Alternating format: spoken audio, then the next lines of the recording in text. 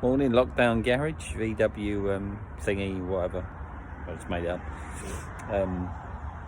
Yeah, today I'm trying to get the beetle going again. A few little issues with it. The Baja wouldn't start, so I need to charge the battery up so I can get that going. I've fitted a switch today on the rally bug, so I don't have to keep trying to run from the ignition to the back of the motor. So this little switch I can turn over and turn the bug over.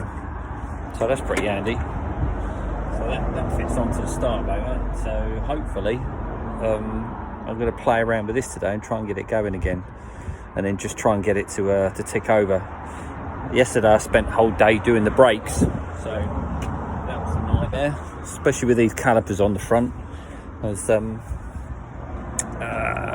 it'd been sitting for years and years, so the calipers were totally knackered, and the brake pipes as well, the brake hoses.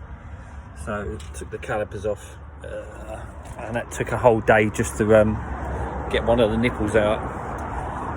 Nothing new. So yeah, just going to play around with the Baja and getting the other bits and pieces done today, and while the sun's out and while we're locked down in this for another couple of weeks. So yeah, wish me luck, and I'll keep you all posted. Cheers.